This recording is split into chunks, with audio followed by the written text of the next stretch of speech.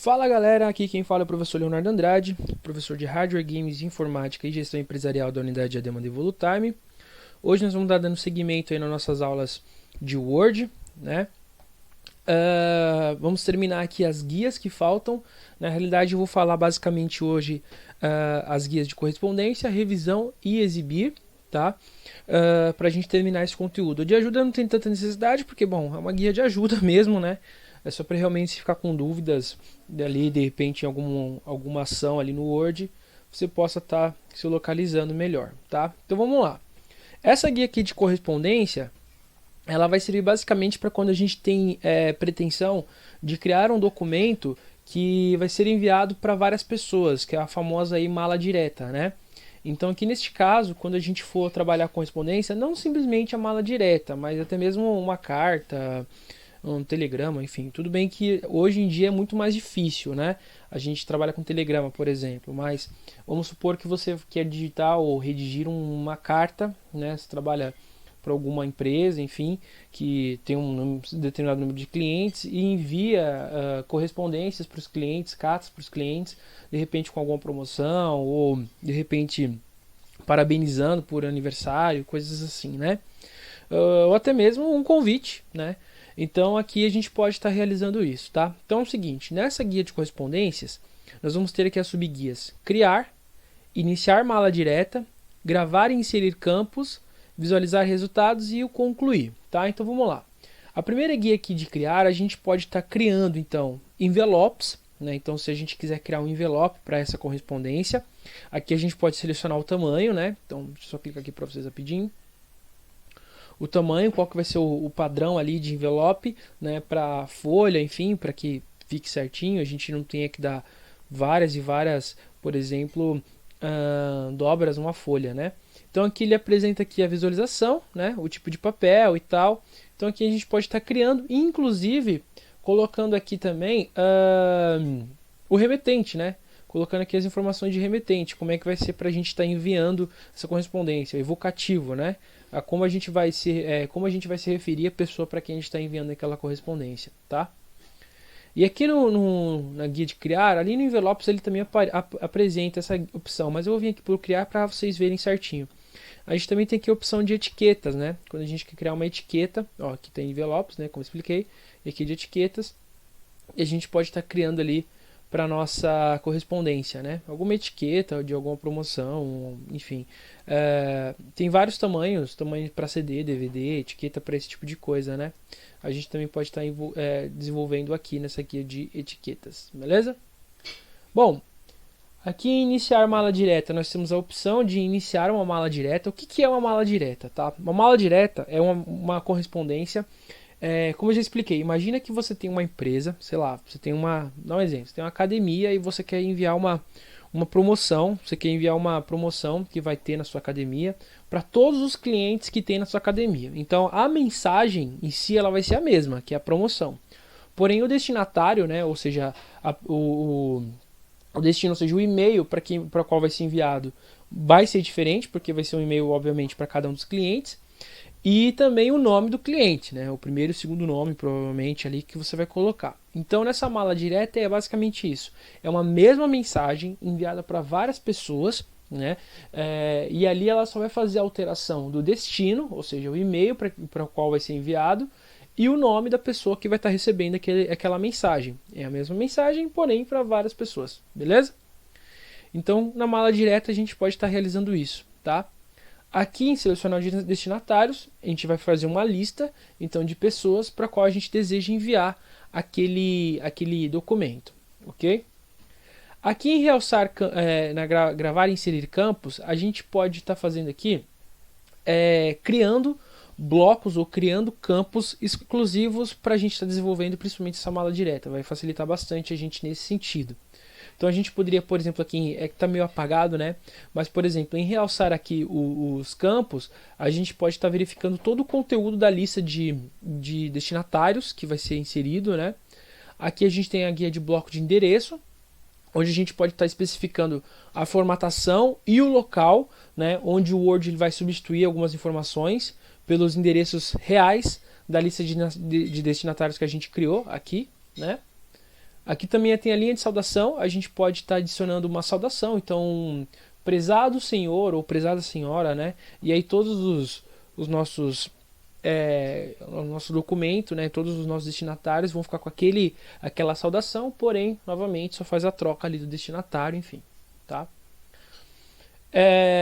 Temos ainda como inserir um campo de mesclagem, fazer aqui algumas regras, né, especificar regras para mala direta.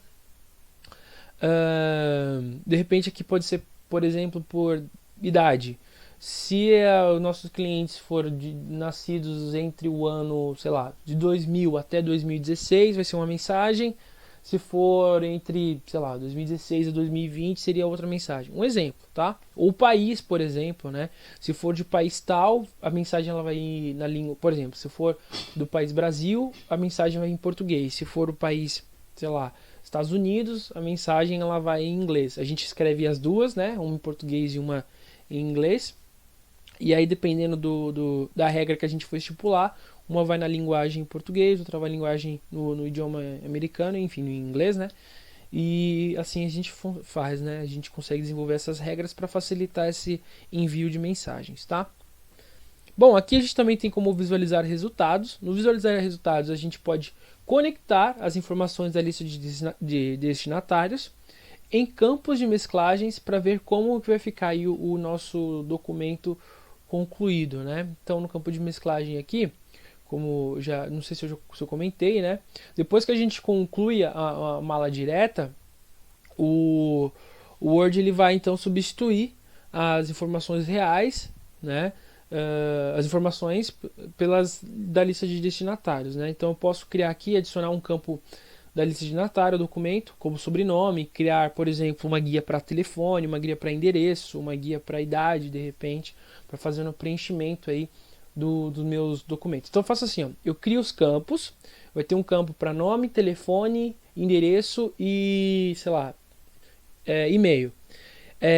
Então, quando eu for criar a minha lista de destinatários, ele vai buscar nessa lista de destinatário essas informações que eu inseri no campo de mesclagem e vai preencher automaticamente, beleza? E aqui eu posso estar visualizando esse resultado. Tá? Então, o que apresentou ali em cada campo de cada um dos meus clientes, por exemplo. Beleza?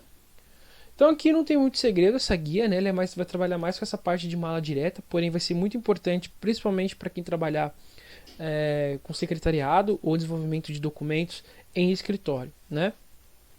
Vamos vir aqui para a guia de revisão.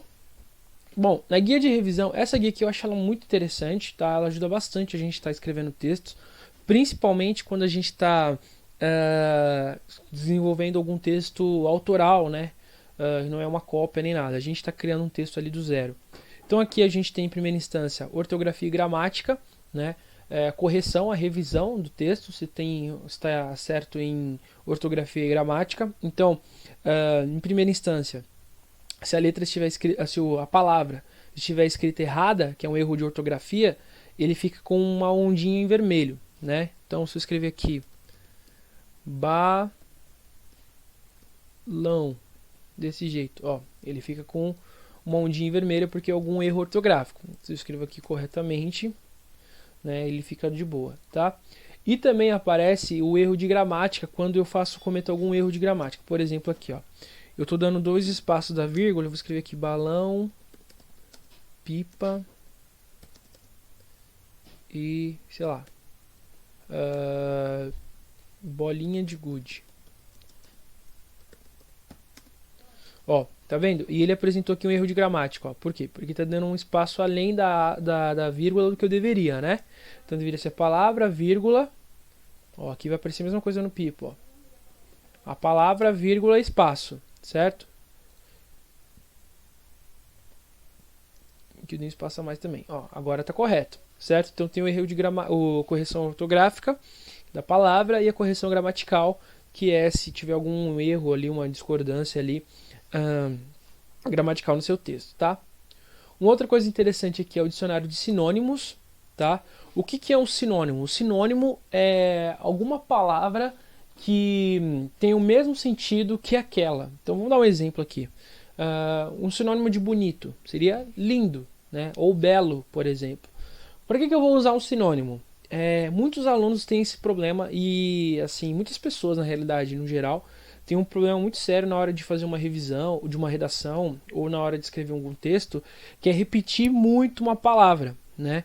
Vou dar um exemplo. A pessoa está escrevendo ali um texto e aí escrevendo um texto assim, ó. Ana foi ao salão de beleza. Ana é uma menina muito vaidosa. Porém, Ana acha que não deveria se vestir com a cor rosa, porque Ana acha que a cor rosa não combina com Ana.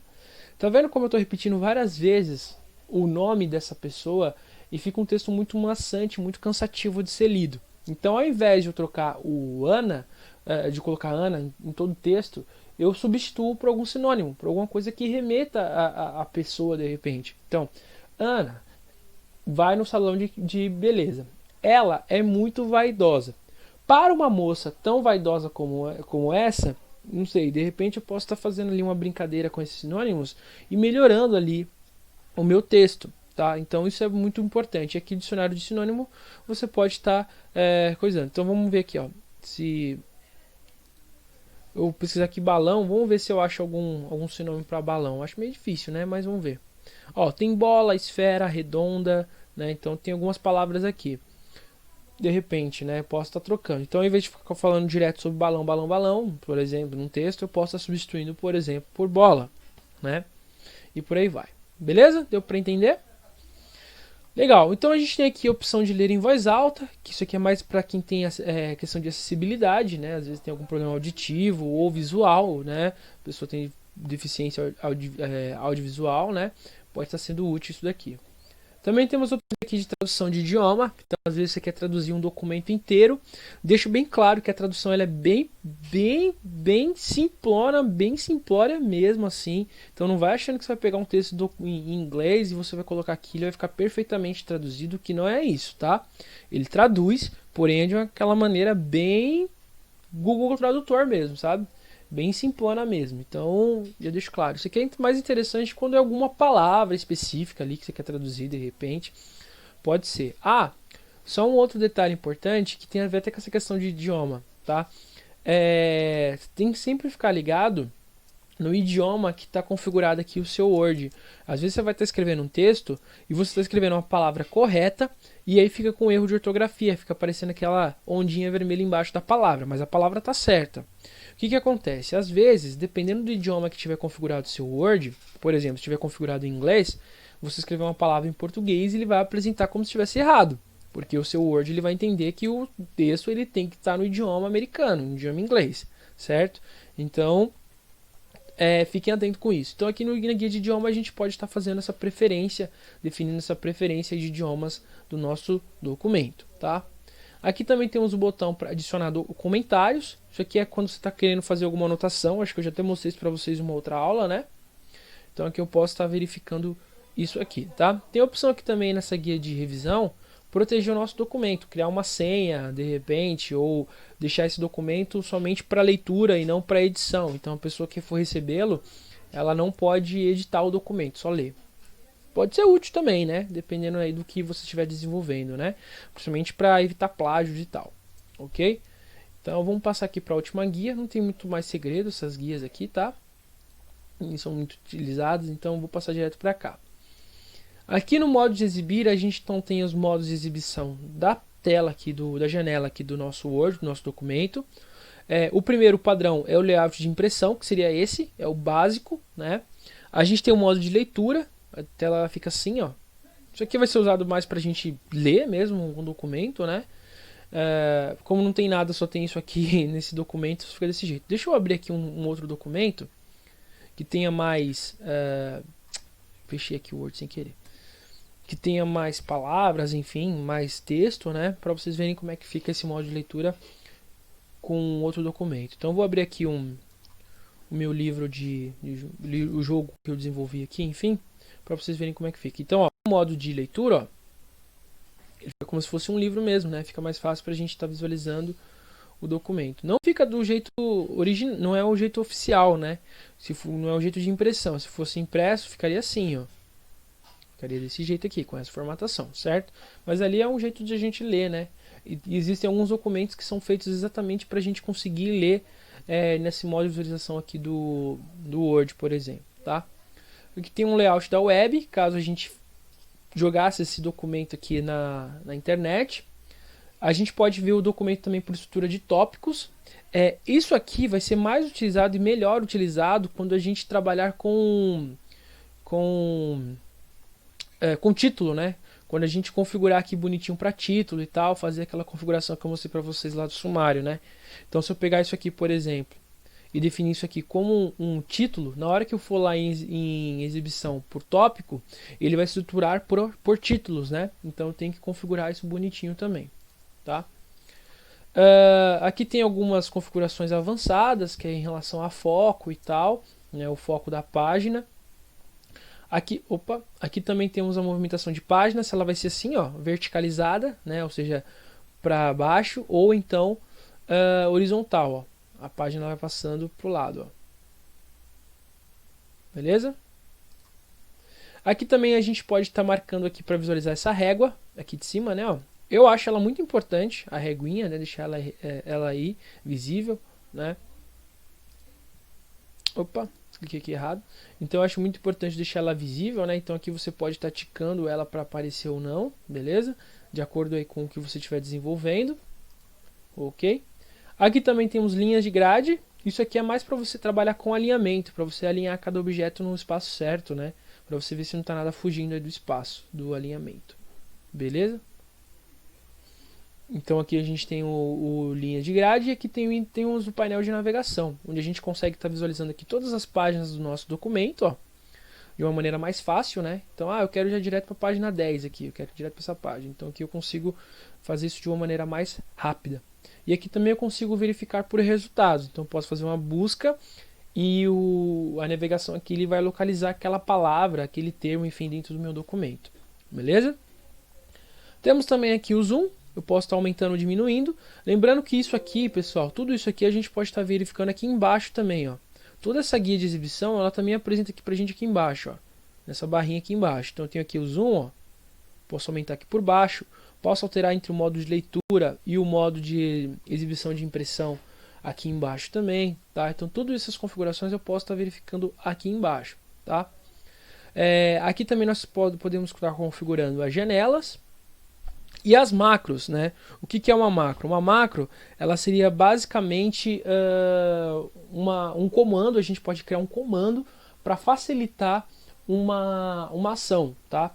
Então a gente cria um comandinho, né? A gente cria uma macro e sempre quando a gente clicar naquele botão, a gente pode criar um botão, por exemplo, e sempre quando a gente criar naquele botão, ele vai executar aquela ação. Então vamos supor aqui que eu quero criar um botão para sempre, tudo bem que já tem isso aqui basicamente no painel inicial, mas vamos supor que eu queira criar um botão para quando eu selecionar um texto, ele já vai direto para o modo ABNT. Pode ser. Então posso aqui na macro criar um botão e colocar aqui no meu Word, e sempre quando eu clicar naquele botão, ele já vai fazer direto aquela configuração que eu defini ali no ABNT.